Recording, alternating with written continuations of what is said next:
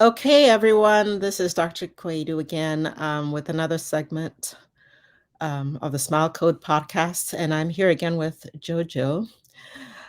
We did a segment with JoeJoe, um, and it was truncated in a way because it was just a part of the story that was shared, and there is just so much more to JoeJoe and Andy's story, um, which which really sheds light on how blessed Andy is and how why he's supposed to be here against all odds. You know, the doctors really didn't have any faith that he was going to make it, and he did. And it pretty much started, I think, the second day after he was born. He was born normal, and then he developed a brain um, condition or a hemorrhage in the brain. It was the worst possible scenario case category that he could have had, and he came through that. So I will turn it over to Joe.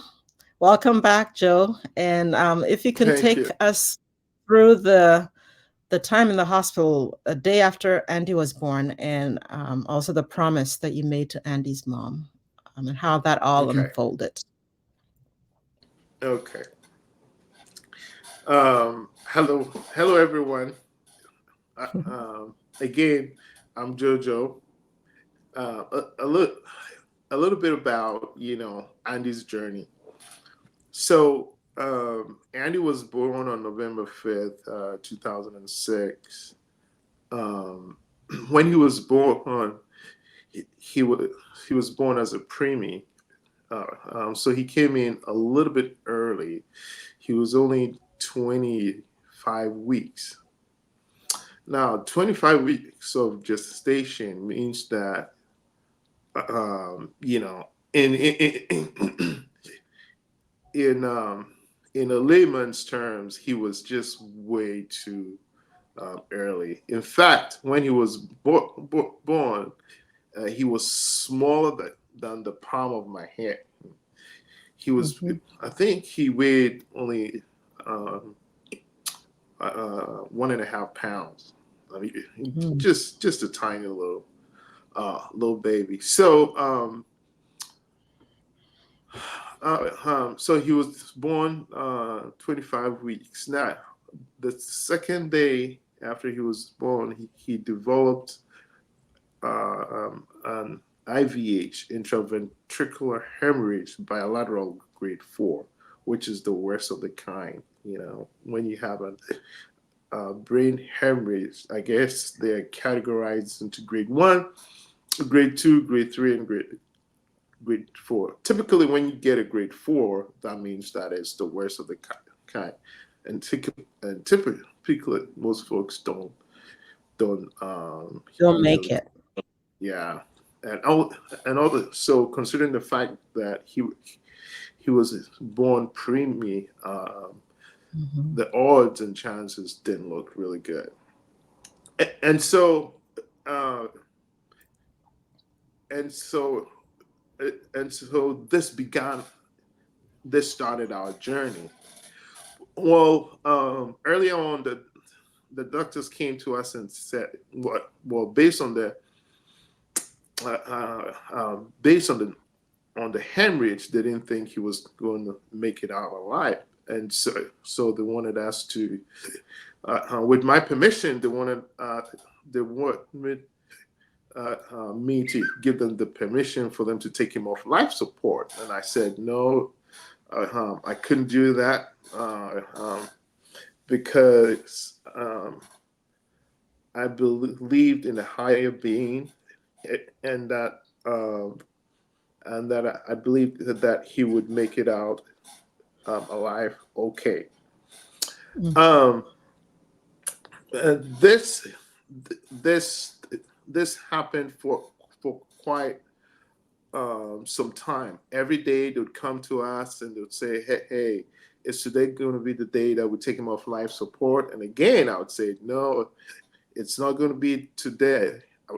I'm not going to pull him out of life support." And they were putting a lot of pressure on us. And so this happened for a few days, and then one day they came and they said, "Well, sir, Andy is really sick, and we have to take him to the OR. We don't think he's going to make it out alive because based on his condition, that he's had this hemorrhage and how he's feeling, I don't think he's going to make it out alive. So today may be a very good time for us to take him out life support."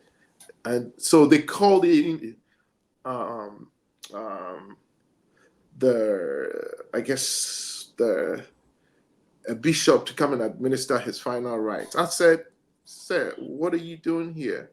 My son is not dead. He's going to come out alive out of the surgery." They were surprised, and so I told the doctors that, "Look, I believe in a higher God. Uh, I believe in a prayer answering God. He's going to listen to my cry for help in that, and he's going to be okay. Just take him to the OR and operate on him." We waited several hours.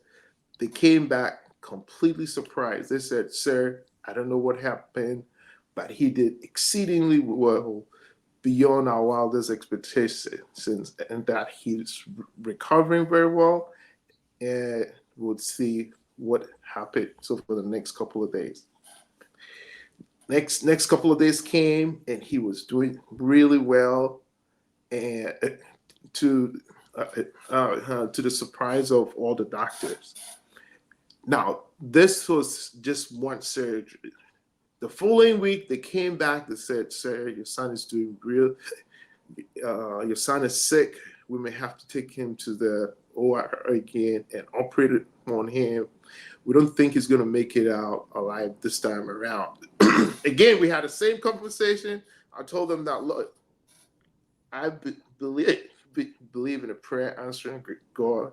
He's going to listen to my cry for help, and that I believe Andy's going to be okay. So just go ahead and take him to the OR and operate on him. He's going to do just fine." Several hours went back. They came back. They said, "Sir, again, the same rhetoric. Sir, we don't know what happened, but he did exceedingly well. We can't explain. He's doing well, well, well. He's in the recovery room, and we'll see what happens over the next couple of days." So this happened over the next several weeks. The next several weeks, one operation after another. So it got to a point they stopped asking me, "Sir, are you going to take him off life support, or should we go through with the With the surgery?" surgery. With a surgery. Um, and so this went on. Like I said, this went on for several weeks until I think when it was about a month and a half in the NICU. That's when uh, that's when the number of surgeries kind of tapered off a little bit, Hmm. to where he wasn't being rushed into the OR. Into the OR anymore. Yeah, Hmm. anymore. So he had multiple surgeries, multiple surgeries. Yes, Each yes, time they didn't think he was strong enough to go through it, and at one yes. point even had the priest in there to administer the last the Right, last right. rites Yeah, and all yeah, of that. Oh dear. yeah. And But so each time throughout they his, came back amazed because yes, Andy pulled through, and they and he couldn't even pulled through. understand how he was able to make it. Yeah. Correct, absolutely. And Mm. so one day I was getting ready for work, and then the doctor called me. The doctor called me, and again, I thought he was going to give me some bad news, but this time around, he said, "Sir, I don't know what happened.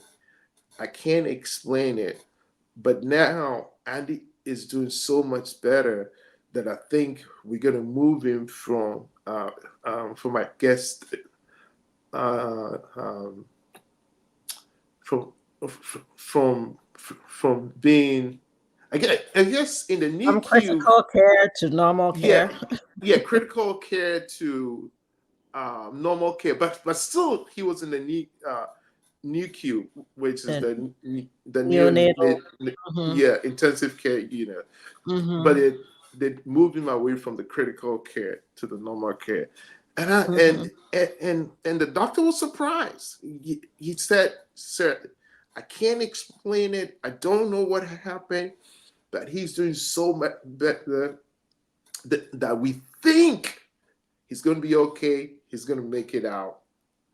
Uh, uh, out of life. Now, baby man, when Andy was born, none of the doctors, I mean zero, none of them gave him a chance to A live. fighting chance to live. Yeah. Not even a fighting chance to live beyond the second day. Each time he defied all odds Hmm. and came out of all the multiple surgeries. Surgeries that he had to go through. Not one surgery, but multiple surgeries. Hmm. Hmm. And so and so this happened, I think, a month and a half um, uh, um, while he was in the hospital. Now, um, he ended up spending about 4.5 months in the hospital, Hmm. and at a time when we were leaving the hospital, none of the doctors, none of the nurses, no one could believe that Andy was leaving the hospital. In Was fact, being the day discharged. was Hmm. being discharged. They The, couldn't the, believe it. They didn't think he was going to make it, but he no, did. no, nobody gave him a fighting chance.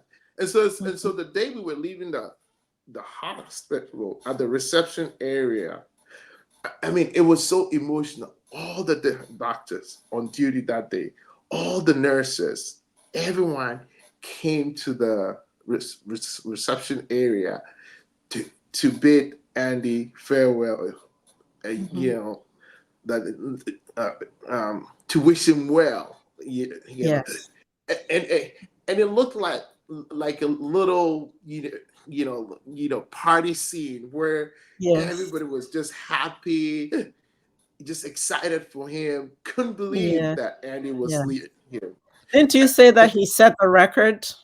He set the Yes, he record did. for Yes, he the did. sickest baby ever to leave the hospital. Yes, yes. At that time in 2006, he had set the record for being you know uh, the most sick baby or the sickest baby to ever leave To the ever hospital, leave, ever be discharged. to ever Yes. be discharged. And he had also set the record for being the sickest baby to spend the most days in the NICU. And I think at that Oh. time it was 141 days or something like that. Oh, wow. So he was in Yeah, there for 141 days, a and long time. really the statistics show that he wouldn't make it, but he No, did. He yes, did. he did. Which is a testament to the unyielding faith of Yes, a loving father, and also to those doctors and nurses who yes, remained open, open. because Yes, if they hadn't remained open, they would have given up. I mean, they could have yeah, easily given up during yeah, surgery. They could have yeah. just, They could have just easily, yeah. approached it with a certain attitude and say, "Oh, this is Hmm. just taking up space and time Space. or whatever." Yeah. And so they remained open. The doctors did, the nurses did. And didn't you say something about Andy was so beloved that the nurses would fight over who would take care of him?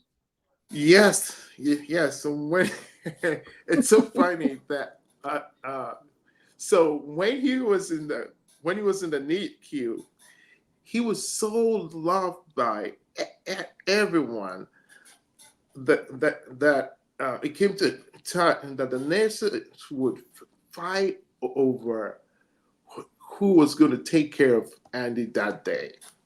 And as a father, that you know, um, it made me feel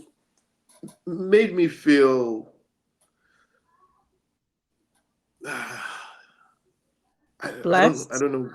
I don't know whether, yeah, made me feel blessed, made me feel good to know that, my sick child cared was for being loved and being by cared all for in these that way. people. Hmm. All these people who didn't even know him. So Yeah, even at that tender age, he would still be a joy and a blessing to all those who came in the contact doctors and with him, nurses. Yes. to the point where they were fighting over who to take care of him that day. And I thought it was very comical and funny to see that happen. But yeah, it was It was like, right. who gets to take care of Andy today? We just love him Yeah. so much. There were, I mean, I'm sure there were a lot of other sick babies Yes. too, Yes, there were. Yeah. but they Yeah. were drawn to Andy right from the Yeah. get-go, didn't they? And That's really special. yeah. So our hats go off to those doctors, those Yes. They did an nurses, incredible job. Yeah. all those angels that, Hmm. were placed in your path Hmm. to help Andy come along. Hmm. And there was one doctor in particular, his main doctor. So even after we left the hospital, this doctor could not believe what had happened, and so we stayed in touch for Hmm. many years after we left Well, the the hospital. hospital. He would love to see pictures of Andy. He would Mhm, love to know how Andy was doing. mhm, What are the mm, things that he's capable of doing now? And mhm, yeah, mhm. so this went on for many years, and I think when he was about 10 years or so, that's when I lost touch with the You doctor. lost touch with him, yes. Yeah, I'll bet you all those doctors and nurses would have their jaws would drop now, knowing that it's been 17 so and a yeah, half so, years, yeah, yeah. and Andy is still defying the Hmm. odds. And not only that, he is just blessing and Hmm. blessing everyone he comes in contact with, and he's just such a joy, Yes, he is. in the whole journey. Now, on a journey like this, no one can really handle or take care Hmm. of these types of challenges, life challenges. There's Hmm. always people who are placed in our path. Now, for you, it was someone really special. Can you tell us about that? Yes, for me, um, I mean, like you said, um, a journey like this, you cannot go through that alone. You need the support of either friends or loved ones, Mhm. um, or an angel in your life. And for me, or for Andy, the angel in our life happened to be my mom. She's been so instrumental in this journey. I mean, she's been selfless, just loving, and ever since Andy's mom passed away, she took up the role of being, the Mom and grandmother grandma and a all at mom once. to Andy. I mean, without her, I mean, I don't know how this journey would have been. How I it don't know would how have this turned journey out. would have been like. Yeah, how things would have turned like. I mean, Mhm, many times would end up in the hospital, and should be there throughout the mhm, whole stay with Andy. Um, mhm, in the hospital while I would commute back and forth. And I Mhm. mean, it's been many. We've spent a lot of days, a lot of In the days in the. hospital. I mean, Yeah. so many visits, and she's Mm, been there every single time for 17 years mm, and counting. Yeah. mhm. Um, And Mother's Day was it last this weekend? past Yes, Mother's Day Sunday, was last yeah, weekend. So yeah, our hats go off to, goes out to her. yes, Yeah, your yeah, mom. she's What's been a what's her name? wonderful mother. Christina, Okay, our hat yeah, goes off to to Mama her. She's Christina yeah, for yeah.